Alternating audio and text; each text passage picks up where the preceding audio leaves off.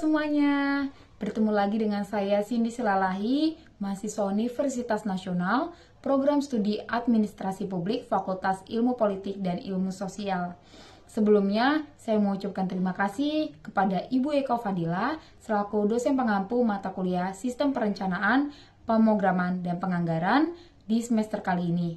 Nah, tujuan saya untuk membuat video ini yaitu memaparkan beberapa materi yang telah diinstruksikan oleh Ibu Eka. Nah, di sini saya akan melanjutkan beberapa materi yaitu materi 9 sampai 15. Tanpa berlanjut lama, kita akan masuk ke dalam materinya. Simak baik-baik. Oke, kita akan masuk ke dalam materi ke-9 yaitu evaluasi anggaran. Lalu apa sih yang dimaksud dengan evaluasi? Evaluasi merupakan penilaian hasil dari kinerja di mana terjadinya suatu permasalahan.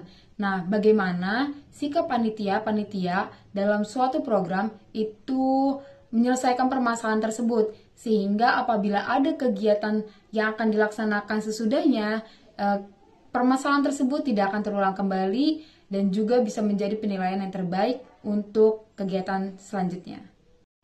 Lalu manfaat dari evaluasi itu apa? Di sini saya mengambil 3 poin. Yang pertama, itu mempelajari strategi-strategi terbaik untuk melakukan suatu kegiatan.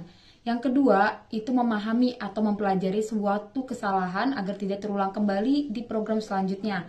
Dan yang ketiga, itu menilai hasil kinerja dari karyawan dalam melaksanakan kegiatannya. Oke, evaluasi anggaran sendiri itu adalah proses penilaian, pengukuran, dan menganalisis apakah anggaran sejalan dengan proses atau kegiatan tersebut, sehingga apabila kita membutuhkan sumber daya, kebutuhan tersebut dapat memfasilitasinya.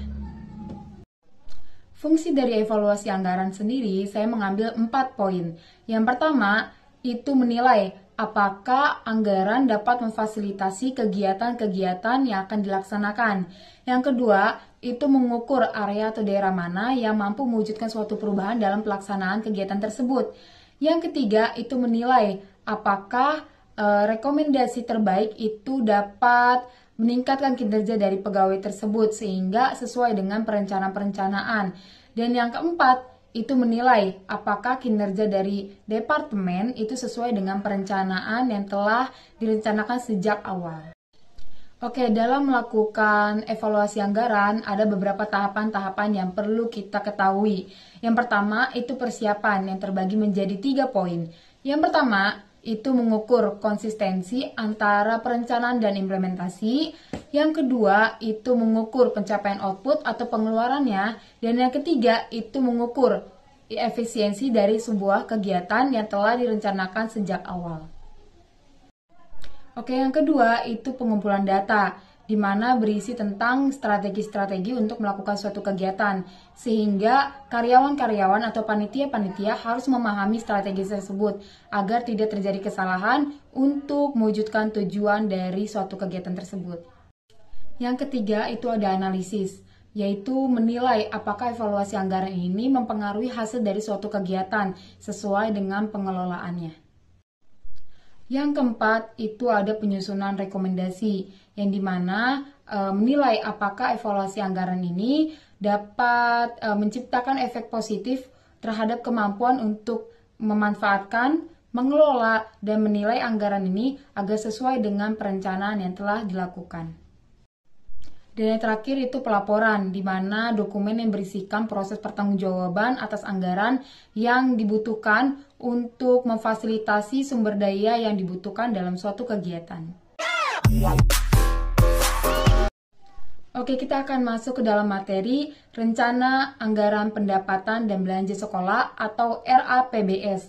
RAPBS sendiri merupakan keuangan belanja sekolah yang telah dilakukan dalam tahun ke tahun yang disetujui oleh komite sekolah untuk mengoptimalkan fasilitas bagi siswa-siswinya.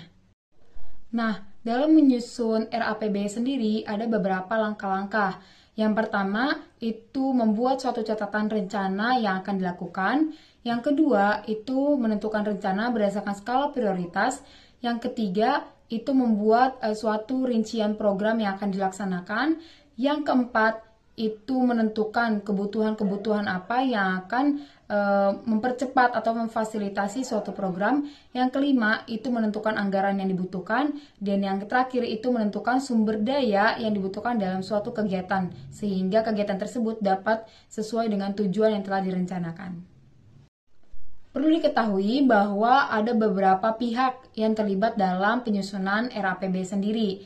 Yang pertama itu kepala sekolah yang bertujuan untuk menyetujui perencanaan kegiatan tersebut. Yang kedua itu dewan guru, di mana mereka itu merencanakan suatu kegiatan untuk mengoptimalkan pendidikan bagi siswa-siswi. Dan yang terakhir itu ada komite sekolah, di mana bertujuan untuk mendukung kegiatan tersebut sehingga berjalan sesuai dengan tujuan yang telah direncanakan.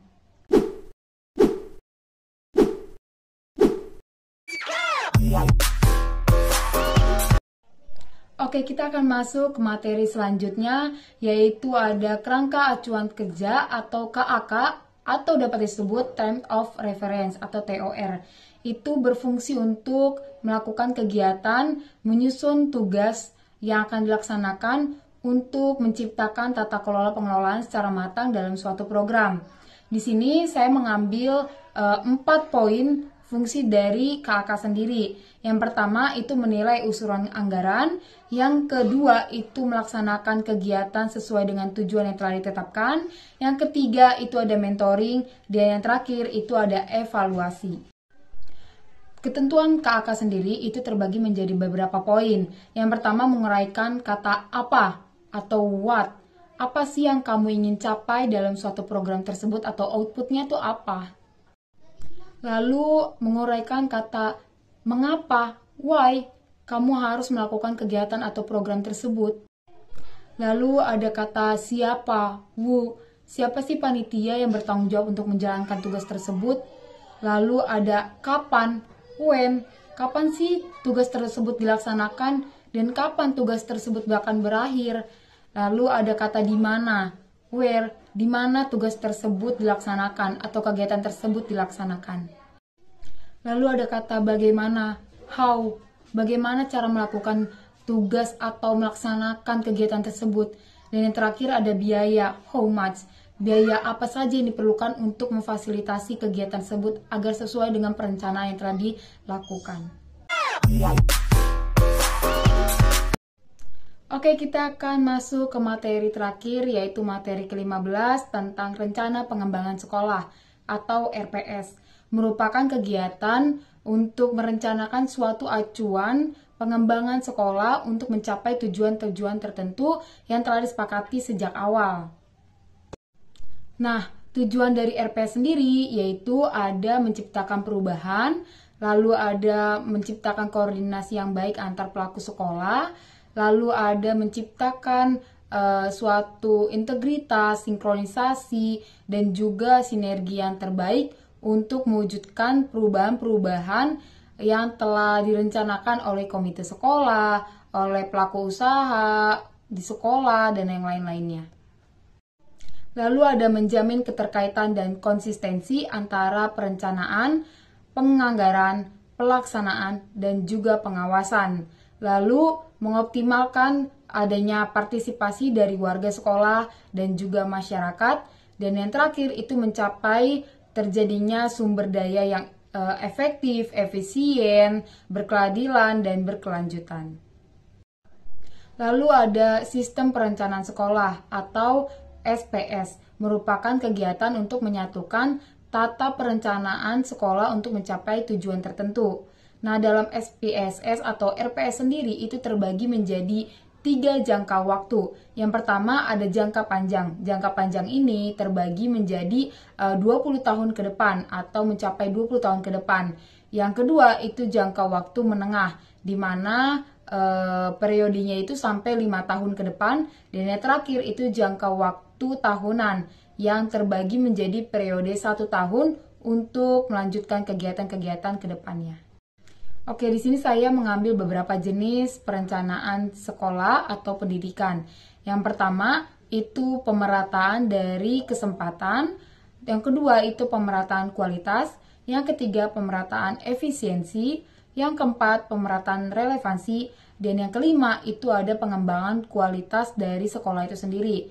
Nah, semuanya ini hanya untuk mengembangkan pendidikan bagi siswa-siswi di suatu sekolah. Oke, yang terakhir itu ada kelompok kerja dalam penyusunan RPS sendiri yang terbagi menjadi 5. Yang pertama itu ada komite sekolah, yang kedua itu wali murid, yang ketiga kepala sekolah, yang keempat ada guru, dan yang terakhir yang kelima itu ada masyarakat untuk mencapai kegiatan-kegiatan atau perencanaan untuk sekolah itu sendiri.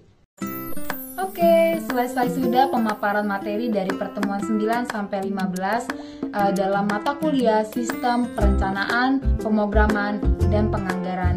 Biarlah kita sama-sama dapat memahami apa saja tugas-tugas dan fungsi dari materi yang telah saya paparkan. Dan juga mohon maaf apabila ada kesalahan kata. Biarlah kita sama-sama dapat memahami semuanya. Dan sampai jumpa lagi. Saya Cindy Silalai. Selamat beraktivitas semuanya. Dadah!